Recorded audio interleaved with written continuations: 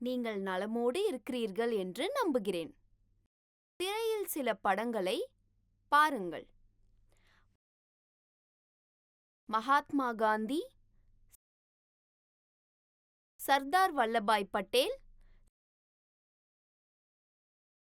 சரோஜினி நாயுடு,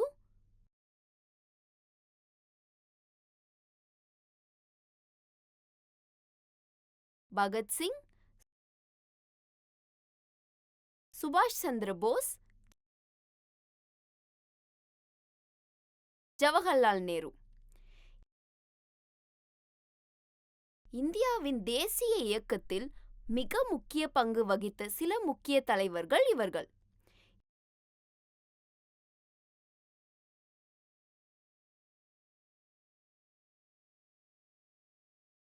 இன்று நாம் சுதந்திரத்திற்கான தேசிய இயக்கத்தின் இறுதி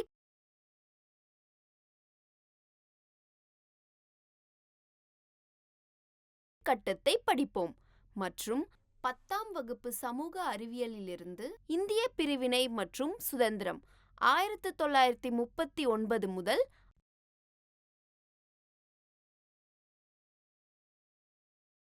1947 வரை என்ற தலைப்பிலிருந்து பிரிட்டிஷ் மற்றும் ஆக்கிரமிக்கப்பட்ட இந்தியாவை பிரிப்பதற்கு வழிவகுத்த சம்பவங்களை புரிந்து கொள்ள முயற்சிப்போம். கற்றுக்கொள்வீர்கள்.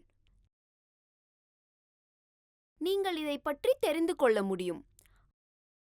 1947க்கு முன் இந்தியாவில் நிலவிய நிலைமைகள். இந்துக்களுக்கும் முஸ்லிம்களுக்கும் இடையில் பிரித்து ஆட்சி செய்யும் கொள்கை போன்ற இந்தியாவை ஆள ஆங்கிலேயர்கள் பின்பற்றிய முறைகள்.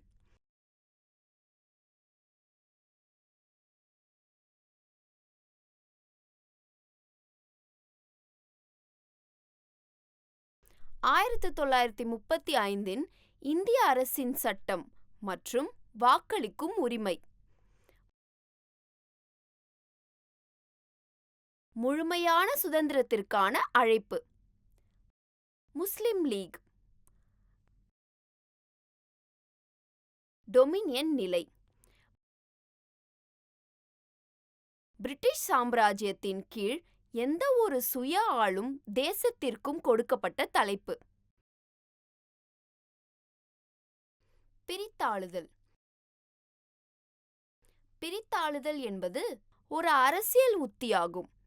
அங்கு அவர்கள் மக்களை மதம் அல்லது பிற அம்சங்களின் அடிப்படையில் பிரிக்கிறார்கள். அவர்களை ஒருவருக்கொருவர் எதிராக திருப்புகிறார்கள்.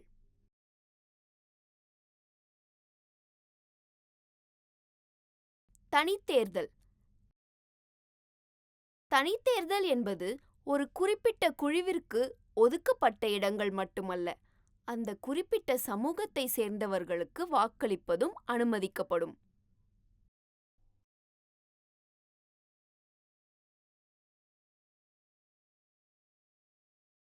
பாசிசம். மிகவும் கடுமையான கட்டுப்பாடு அல்லது அதிகாரம். இதில் மக்கள் அரசாங்கத்துடன் கருத்து வேறுபாடு கொள்ள அனுமதிக்கப்படவில்லை.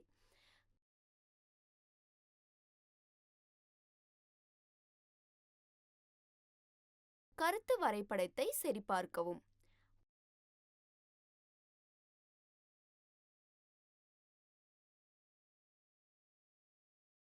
பதினாறாம் நூற்றாண்டின் தொடக்கத்திலிருந்து பல ஐரோப்பியர்கள் மற்றும் ஆங்கிலேயர்கள் இந்தியாவில் தங்கள் வர்த்தக மையங்களை நிறுவினர். இந்தியாவை தங்கள் அரசியல் ஆதிக்கத்தின் கீழ் கொண்டு வந்தவர்கள் ஆங்கிலேயர்கள்.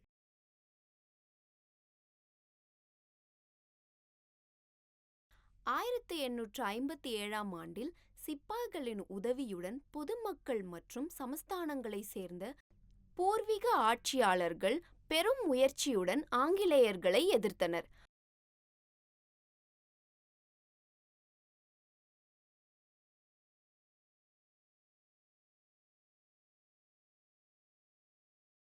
ஆயிரத்து 1857 சிப்பாய் கழகம் முதல் இந்திய சுதந்திர கிளர்ச்சி போர் என்று அழைக்கப்படுகிறது.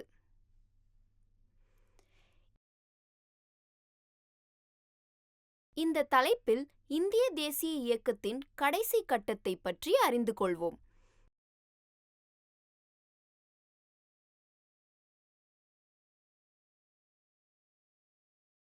இரண்டாம் உலகப் போரில் ஆங்கிலேயர்கள் நுழைவதால் அதன் மிகப்பெரிய எதிரியான ஜெர்மனியை எதிர்த்து போரிடவிருந்ததால்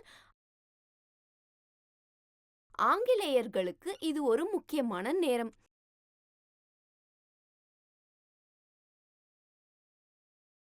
இந்தியர்கள் சுதந்திரத்தை விரும்பினர். ஆங்கிலேயர்களை பழிவாங்க இதுவே சரியான நேரம்.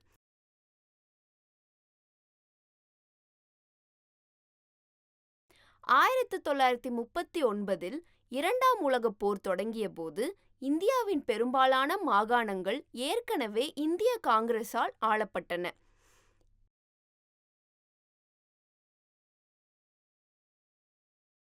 இந்திய தேசிய காங்கிரஸ், அதாவது INC, 1885ஆம் ஆண்டு உருவாக்கப்பட்டது. ஆங்கிலேயர்கள் பாராளுமன்றம் 1935இல் இந்திய அரசாங்க சட்டத்தை நிறைவேற்றியது. அதன் மூலம் இந்தியர்கள் தங்களை தாங்களே ஆளும் உரிமையை ஒரு குறிப்பிட்ட அளவிற்கு வழங்கினர்.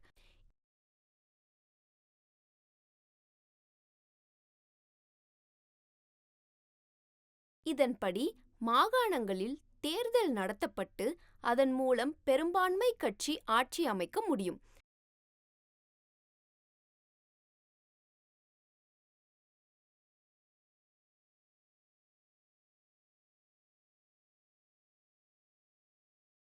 இருப்பினும் வாக்களிக்கும் உரிமை ஒரு சிறிய பகுதி மக்களுக்கு வழங்கப்பட்டது. மாகாண சபைகளுக்கு 12 விழுக்காடு மக்கள் தொகை மற்றும் மத்திய சட்டசபைக்கு 1 விழுக்காடு மட்டுமே.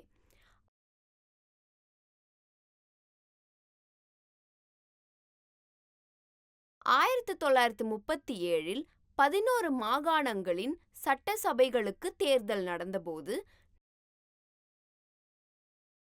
நாடு முழுவதும் காங்கிரஸ் அதிக வெற்றி பெற்றது. 11 மாகாணங்களில் 8 மாகாணங்களில் காங்கிரசின் பிரதம மந்திரி, அதாவது முதலமைச்சர் இருந்தார். பிரிட்டிஷ் ராஜாங்கத்தின் மேற்பார்வையின் கீழ் பணியாற்றினார்.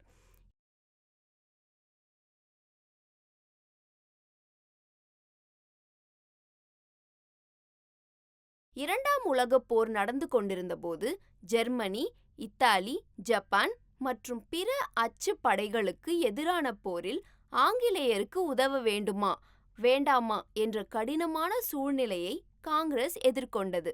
ஆனால் இந்தியா போரில் பங்கேற்கும் என்று பிரிட்டன் முடிவு செய்தது.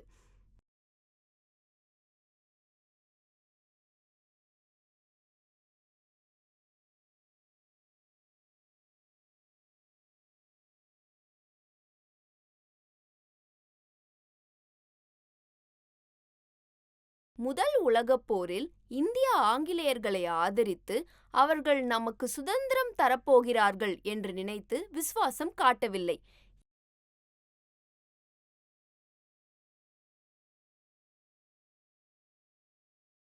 எனவே இந்தியா பிரிட்டனை ஆதரித்ததால் அதற்கு ஈடாக சுதந்திரம் வழங்க வேண்டும் என்று இந்திய மக்களுக்கு இது ஒரு வாக்குறுதியாக அளித்தது.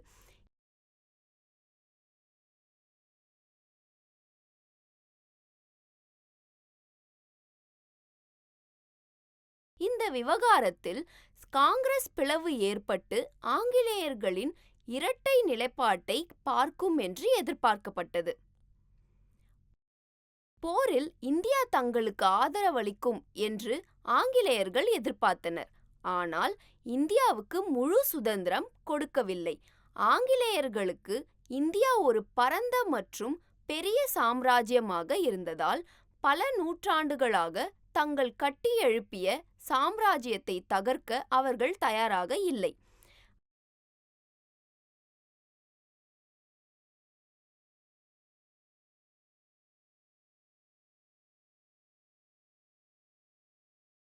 பிரிட்டன் தேர்தலை சந்திக்கப் போவதால் இது ஒரு முக்கியமான நேரம்.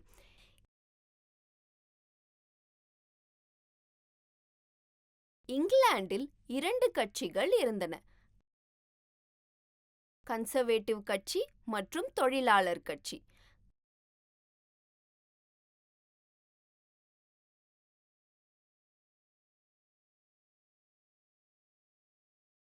கன்சர்வேட்டிவ் கட்சியின் பிரதம மந்திரி வின்ஸ்டன் சர்ச்சில் தலைமையில் அனைத்து கட்சி அரசு இருந்தது.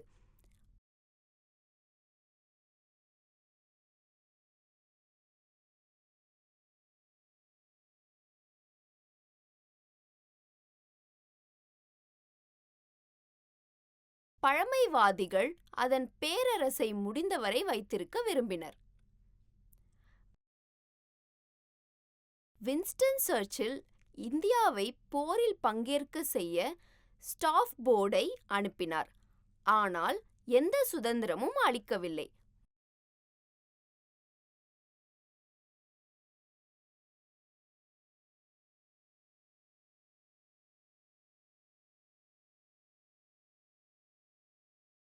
மாறாக, தொழிலாளர் கட்சி இந்திய சுதந்திரத்திற்கான காரணத்திற்காக அதிக அனுதாபத்துடன் இருந்தது.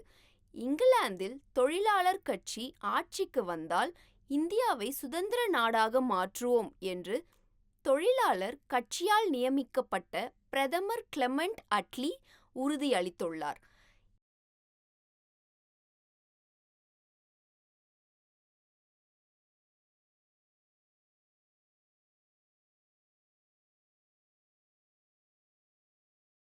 இந்தியா பல்வேறு மொழிகள், மதங்கள், ஜாதிகள், துணை ஜாதிகள் போன்ற பலதரப்பட்ட நாடு. இது ஆங்கிலேயர்களுக்கு இந்தியாவை ஆட்சி செய்ய பெரும் சாதகமாக இருந்தது.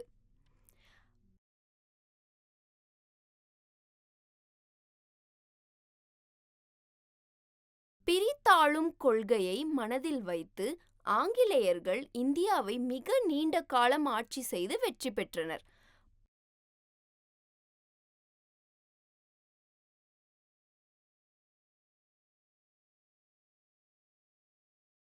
போருக்குப் பிறகு ஆங்கிலேய மகுடத்தின் கீழ் இந்தியாவிற்கு டொமினியன் அந்தஸ்து வழங்க ஆங்கிலேயர்கள் தயாராக இருந்தனர்.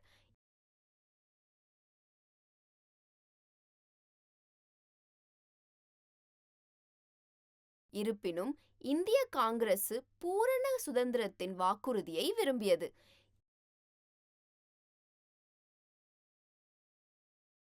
இந்தியாவில் உள்ள பிற சமூகங்களின் நலன்களை பாதுகாக்க வேண்டும் என்று ஆங்கிலேயர்கள் இதற்கு ஒப்புக்கொள்ளவில்லை. காங்கிரஸ் அனைத்து இந்தியர்களின் பிரதிநிதித்துவம் என்று ஆங்கிலேயர்கள் நம்பவில்லை. முஸ்லிம்கள் மற்றும் பிற சிறுபான்மையினர் போன்ற பல சமூகங்களின் நலன்களை காங்கிரஸ் புறக்கணிப்பதாக அவர்கள் மேலும் சுட்டிக்காட்டினர்.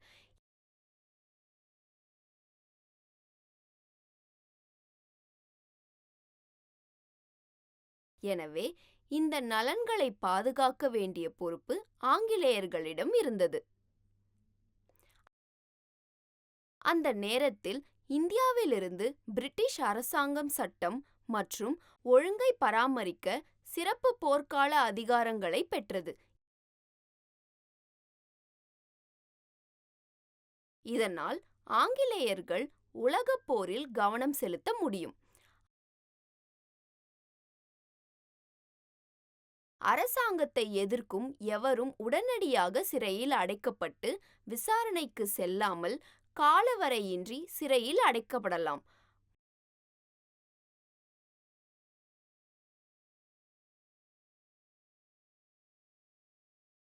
மக்களுக்கு பேச்சு சுதந்திரம் வழங்கப்படவில்லை. ஆங்கிலேயர்கள் இந்தியாவிற்கு முழுமையான சுதந்திரம் அளிக்க மறுத்ததால் காங்கிரஸ் வருத்தமடைந்தது மற்றும் மாகாண அரசாங்கங்களிலிருந்து வெளியேற முடிவு செய்தது. 1937இல் ஆட்சிக்கு தேர்ந்தெடுக்கப்பட்ட அனைத்து காங்கிரஸ் மந்திரிகளும் அக்டோபர் 1939இல் ராஜினாமா செய்தனர்.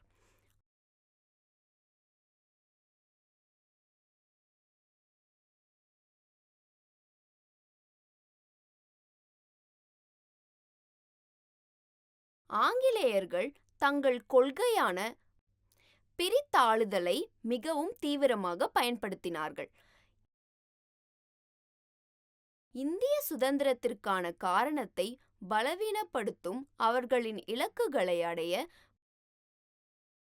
பிரிட்டிஷ் அரசாங்கம் முஸ்லிம் லீகின் திட்டங்களை ஆதரித்து ஊக்கப்படுத்தியது மற்றும் இந்திய காங்கிரஸை சிறிதும் சிந்திக்கவில்லை.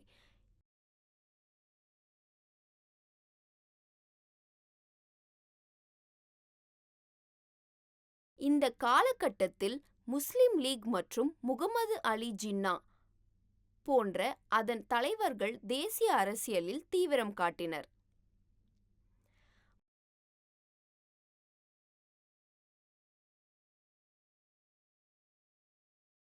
முஸ்லிம் லீக் 1906 உருவாக்கப்பட்டது. நிறுவனர் முகமது அலி ஜின்னா.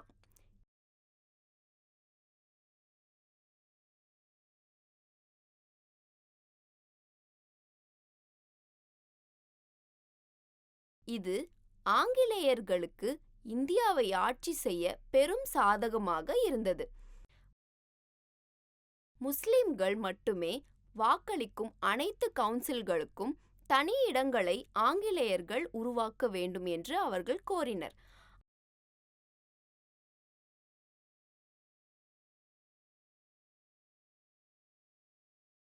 ஆயிரத்து 1937 மாகாண மாநில தேர்தல்களின் போது நாட்டில் உள்ள 482 முஸ்லிம் இடங்களில் 102 இடங்களை லீக் வென்றது. அதே நேரத்தில் காங்கிரஸ் போட்டியிட்ட 58 முஸ்லிம் இடங்களில் 26 இடங்களை வென்றது.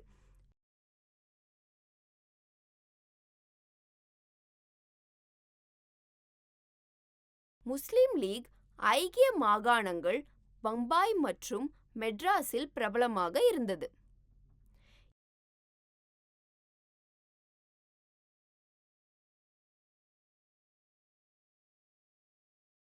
இருப்பினும் 10 ஆண்டுகளுக்குப் பிறகு பாகிஸ்தான் உருவாக்கப்படவிருந்த 3 மாகாணங்களில், அதாவது வங்காளம், வடமேற்கு எல்லைப்புற மாகாணம், அதாவது இப்போது பாகிஸ்தானில் உள்ளது, மற்றும் பஞ்சாப் ஆகியவற்றில் அது மிகவும் பலவீனமாக இருந்தது.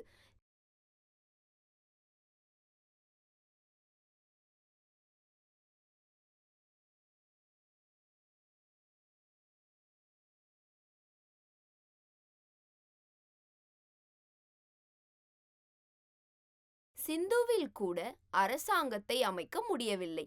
ஆனால் அடுத்த 10 ஆண்டுகளில் நிலைமை மாறியது.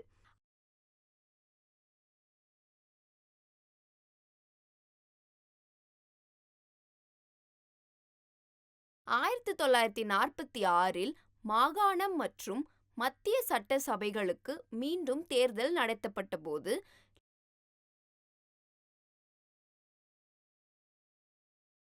லீக் முஸ்லிம் இடங்களை கைப்பற்றுவதில் வெற்றி பெற்றது.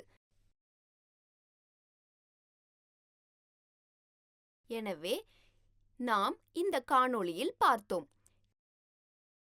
இந்துக்களுக்கும் முஸ்லிம்களுக்கும் இடையில் பிரித்து ஆளுதல் செய்யும் கொள்கை போன்ற இந்தியாவை ஆள ஆங்கிலேயர்கள் பின்பற்றிய முறைகள்.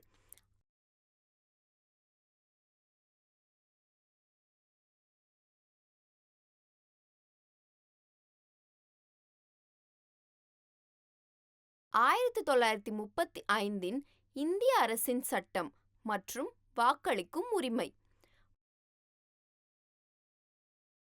முழுமையான சுதந்திரத்திற்கான அழைப்பு.